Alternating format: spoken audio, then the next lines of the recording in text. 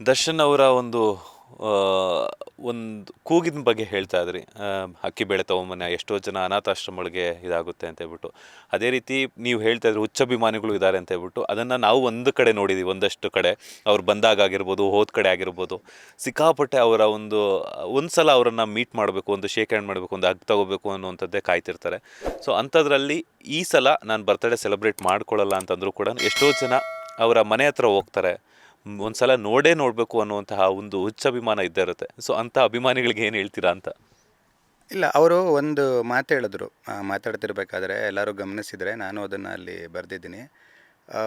ನಾನು ಯಾರಿಗೂ ಇಲ್ಲಿ ಹೋಲಿಕೆ ಮಾಡ್ತಿಲ್ಲ, ಬಟ್ ಅವ್ರು ಹೆಂಗೆ ಅಂತಂದರೆ, ಪ್ರತಿಯೊಂದು ಅವ್ರದ್ದು ಹುಟ್ಟಿದಬ್ಬಕ್ಕೆ ಬಂದು ಅವರು ಎಲ್ಲಾರ್ಗು ಶೇಕ್ ಹ್ಯಾಂಡ್ ಮಾಡಿ ಕೈ ಕುಲ್ಕೆನೆ ಅವರು ಪ್ರತಿಯೊಬ್ಬರದು ಅವ್ರ ವಿಶ್ನ ಇವ್ರು ತೊಗೊಳ್ಳೋದು ಮತ್ತು ಅವ್ರಿಗೆ ಥ್ಯಾಂಕ್ಸ್ ಅಂತ ಹೇಳೋದು. ಅವ್ರೊಂದು ಮಾತು ಹೇಳಿದ್ರು, ನಾನು ಬಂದು ಬಾಲ್ಕನಿಲಿ ನಿಂತ್ಕೊಂಡು ಎಲ್ಲಾರ್ಗು ಒಂದ್ಸಲಿ ಕೈ ಬೀಸ್ಬಿಟ್ರೆ ಅದು ನಾನಲ್ಲ. ನಾನು ಪ್ರತಿಯೊಬ್ಬರಿಗೆ, ಅಂದರೆ ಈ ಹುಟ್ಟುದಬ್ಬ ಕಾರಣ ಅಂತಂತಲ್ಲ, ನನಗೆ ನೀವು ನೋಡ್ಕೊಂಡಿರೋ ರೀತಿಯೇ ಬೇರೆ ಇದೆ ನಾನು ಒಂದಷ್ಟು ಕಹಿ ಘಟನೆಗಳಲ್ಲಿದ್ದಾಗ. ಹಾಗಾಗಿ ನಾನು ವಾಪಸ್ ಅದೇ ರೀತಿಯಲ್ಲೇ ಒಂದು ಸಮಯ ಅಂತ ಅದಕ್ಕೆ ನಿಗದಿ ಮಾಡಿಕೊಂಡು ನಿಮ್ಮ ಜೊತೆಗೆ ನಾನು ಏನೋ ಇವಾಗ ಹಿಂಗೆ ಹುಷಾರು ತಪ್ಪಿದ್ದೀನಿ, ಒಳಗಡೆ ಹೋಗ್ತೀನಿ, ಅರ್ಧ ಗಂಟೆ ಬಿಟ್ಕೊಂಡು ವಾಪಸ್ ಬರ್ತೀನಿ, ನಿಮಗೆ ಕಾಯಿಸ್ತೀನಿ, ನನಗಿದು ಯಾವುದೂ ಇಷ್ಟ ಆಗಲ್ಲ.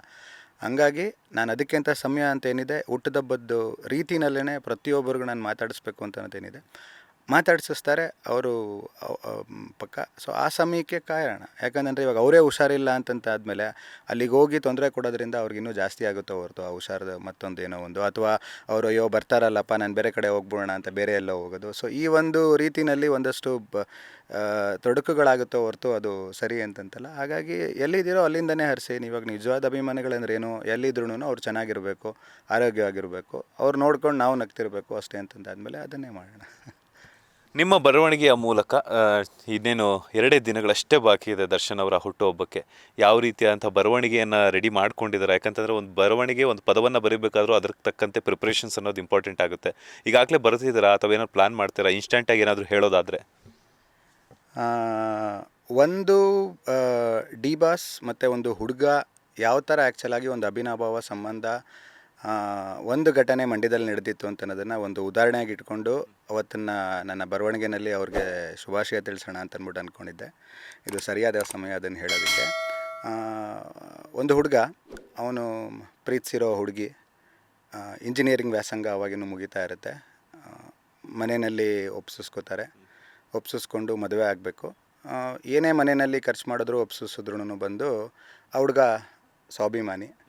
ಹಾಗಾಗಿ ತನ್ನ ಕೈಲಾದ ಏನೋ ಒಂದು ಸಂಪಾದನೆ ಅಂತ ಅನ್ನೋದನ್ನು ಮಾಡಿ ಒಂದು ಚಿಕ್ಕದಾಗಿ ತಾನು ಪ್ರೀತಿಸಿರೋ ಹುಡುಗಿಗೆ ಮದುವೆಯಲ್ಲಿ ಏನೋ ಒಂದು ಜೊತೆಗೆ ಅದನ್ನು ಖರ್ಚು ತಾನು ಮಾಡ್ಕೋಬೇಕು ಅಂತ ಅನ್ನೋದನ್ನು ಯೋಚನೆ ಮಾಡ್ತಿರ್ಬೇಕಾದ್ರೆ, ಇದನ್ನು ಆ ಹುಡುಗ ಊಹಿಸಿರಲ್ಲ ಅಥವಾ ಅದನ್ನು ಮಾಡಿರಲ್ಲ, ಅನಿರೀಕ್ಷಿತವಾಗಿ ಬರುತ್ತೆ. ಹಿಂಗೆ 4 ಜನ ಜೊತೆ ಮದುವೆ ಅದು ಇದು ಅಂತ ಮಾತಾಡ್ಕೊಂಡಿರ್ಬೇಕಾದ್ರೆ ಯಾರೋ ಒಬ್ಬರು ಕಾಲ್ ಮಾಡ್ತಾರೆ, ರಪ್ ಅಂತ ಒಂದು ಬಂದೋಗುತ್ತೆ, ಹಂಗೆ ಕೈನಲ್ಲಿ ಬೀಳುತ್ತೆ ಒಂದು ಪ್ರಸಾದದ ಥರ. ಅವತ್ತು ಏನು ಅಂತಂದರೆ, ಅವತ್ತು ಡಿ ಬಾಸ್ ಅವರ ಸುಂಟ್ರು ಗಾಳಿ ಸಿನಿಮಾ ಮೊದಲನೇ ಬಾರಿ ಅವ್ರಿಗೆ ಒಂದು ಸ್ಟೇಜ್ ಶೋ ಅಂತ ಅನ್ನೋದು ಶುರುವಾಗುತ್ತೆ. ಅವತ್ತಿನವ್ರಿಗೂ ಅವ್ರದ್ದು ಸ್ಟೇಜ್ ಶೋ ಆಗಿರಲ್ಲ.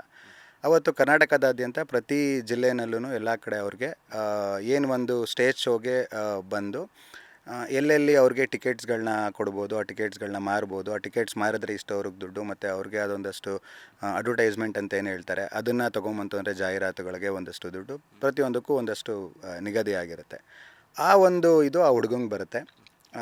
ಆ ಹುಡುಗ ಆ್ಯಕ್ಚುಲಾಗಿ ಅದನ್ನು ಏನೋ ಅಂತಾರಲ್ಲ, ಅವತ್ತಿನ ಕಾಲಕ್ಕೆ ಒಂದು ಕಣ್ಗೆ ಹೊತ್ಕೊಂಡು ತೊಗೊಳೋದು ಪ್ರಸಾದ ಅಂತ ಏನು ಹೇಳಿದ್ನಲ್ಲ, ಆ ಥರ ತಗೊಂಡು ಸತತವಾಗಿ ಒಂದೂವರೆ ತಿಂಗಳು ಹಿಂದೆ ಏನು ಬಂದಿರುತ್ತೆ ಅದನ್ನು ಎಷ್ಟು ಸಾಧ್ಯವೋ ಅಷ್ಟು ಮಾಡಿ, ಅವತ್ತಿನ ಮದುವೆಗೆ ಮುಖ್ಯ ಅಂತಂತ ಏನಂತಾರೆ ತಾಳಿ, ಅವತ್ತಿನ ಕಾಲಕ್ಕೆ ಒಂದು 25-30-40 ಸಾವಿರದ ಮಧ್ಯದಲ್ಲಿ ಅದನ್ನು ಅವತ್ತು ಸಂಪಾದನೆ ಮಾಡಿ ತಾಳಿ ಮಾಡಿಸಿ ಅವತ್ತು ಅಷ್ಟಕ್ಕೆ ಸೀಮಿತಪಡಿಸ್ಕೊತಾನೆ. ಅವತ್ತು ಮದುವೆ ಆಗ್ತಾನೆ. ಆ ಹುಡುಗ